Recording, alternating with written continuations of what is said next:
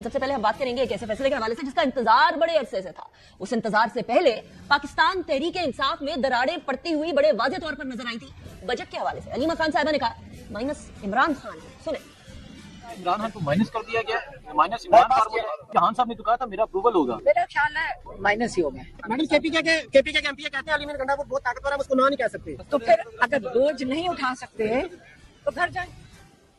अब बोझ ना उठाने की बात आ गई है तो बजट का बोझ बहुत भारी पड़ रहा था। केपी की गवर्नमेंट का इरादा यह था कि किसी भी तरीके से बजट पास ना किया जाए और हुकूमत के ऊपर इस बात का दबाव डाला जाए कि इमरान खान साहब से मुलाकात करवा दी जाए। मेरे प्रोग्राम में राना सनाउल्लाह साहब ने लास्ट टाइम कहा था कि अगर केपी की गवर्नमेंट ये नहीं करेगी तो कानून आइन अपना रास्ता लेगा। राना सनाउल्लाह साहब भी आज हमारे साथ मौजूद होंगे, लेकिन अली अमीन गंडापुर साहब क्या फरमा रहे थे, क्यों बजट पेश करना पड़ा, पास करना पड़ा, साजिश हो रही थी, कौन सी साजिश हो रही थी, सुने जरा।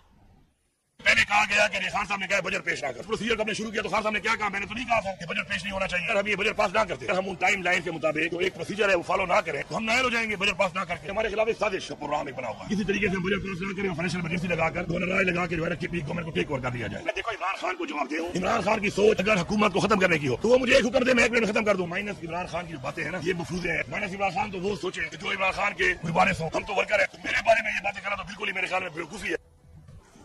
साथ ही जैसे ही बात आती है माइनस की तो फिर मरीम नवाज साहिबा को, पीएमएलएन को और पीपल्स पार्टी को, दोनों को ये बात याद आ जाती है कि किसी जमाने में उनके माइनस होने की भी बात आई थी। यादें माजी अजाब है यार, अब छीन ले मुझसे हाफजा मेरा, ये हाफजा नहीं छीन रहा। मरीम नवाज साहिबा ने एक बार वो टाइम याद दिला दिया जब नवाज शरीफ को माइनस करने की बात हो रही थी।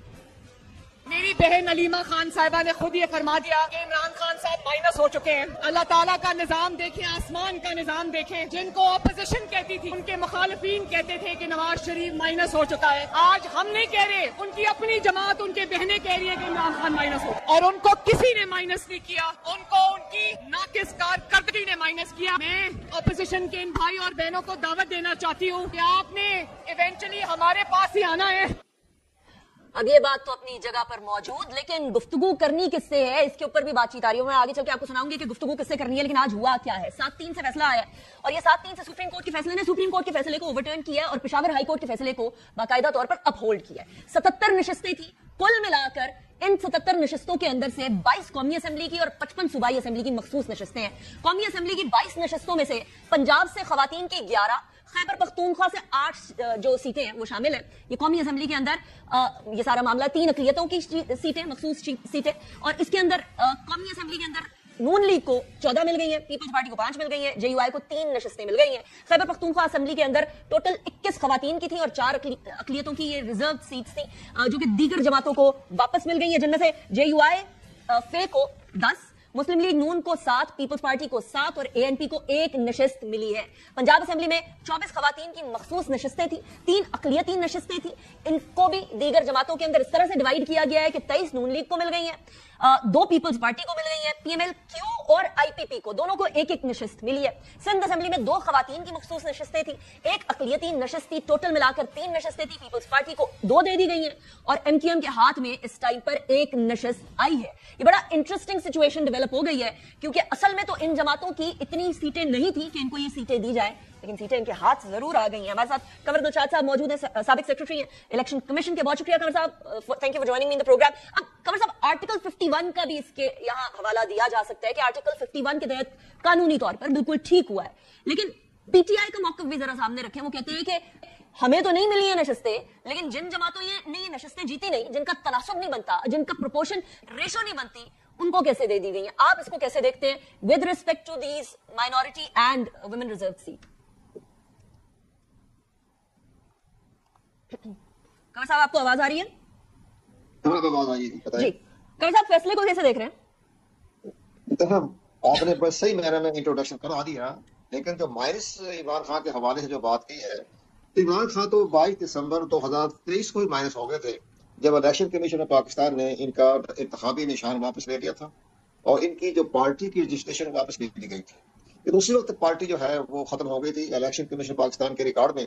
तो मैं आपके रिकॉर्ड की दुरुस्ती की अर्ज करना चाहता हूँ कि इलेक्शन कमीशन ऑफ पाकिस्तान ज़ाहिर हमारा उनके साथ रहा है राब्ता, तो वो उन्होंने 2021 से वो इमरान खान जो प्राइम मिनिस्टर थे पाकिस्तान के, वो बार बार खत लिख रहे थे कि इंट्रा पार्टी इलेक्शन करवाएं। तो वो मोहलत लेते रहे, कभी 1 साल की, कभी 2 साल की, कभी कोरोना के बहाने से, कभी लॉ ऑर्डर की सूरत देखते हुए, कभी सैलाब के बहाने से।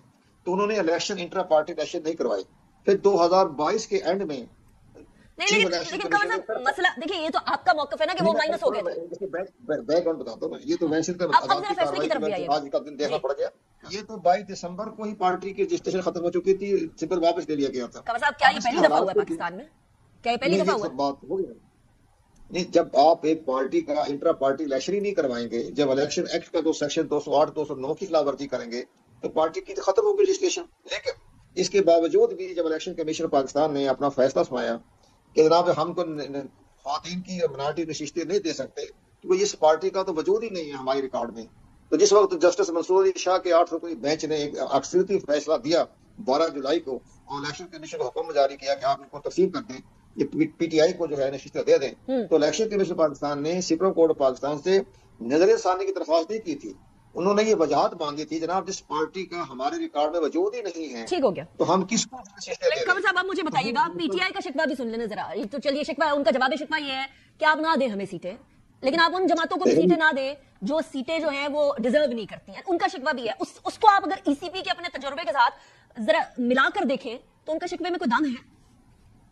इनको कानूनी तौर पर, आईनी तौर पर इनका इस्तेकाक खत्म हो चुका था कि जिस पार्टी के आजाद उम्मीदवारों ने अपनी ऐसी तंजीम में सुन्नी इत्तेहाद काउंसिल में शमूलियत इख्तियार करना चाहिए जिसका अपना भी कोई वजूद नहीं था पार्लिमानी हिस्ट्री में, इनको ये चाहिए था शुरू दिन से कि जब एक पाकिस्तान तहरीक इंसाफ पार्लियामेंट्रियन बन गई थी परवेज खट्टक की सरबराही में, उसकी पार्टी से इत्तेहाद कर लेते, तो फिर ये आज ये दिन ना देखना पड़ता है, या एमपीएम के साथ इत्तेहाद कर लेते, आज ये दिन ना देखना पड़ता है, इनको सब नशिस्तें मिल जाती।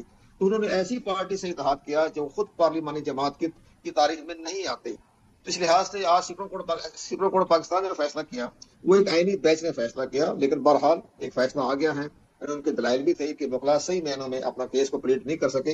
इनको असूली तौर पर ये कहना चाहिए था कि जनाब नजर सानी की दरख्वास्त जो है वो सुप्रीम कोर्ट ऑफ पाकिस्तान सुनने की मजाज है, आप सुनने की मजाज नहीं है।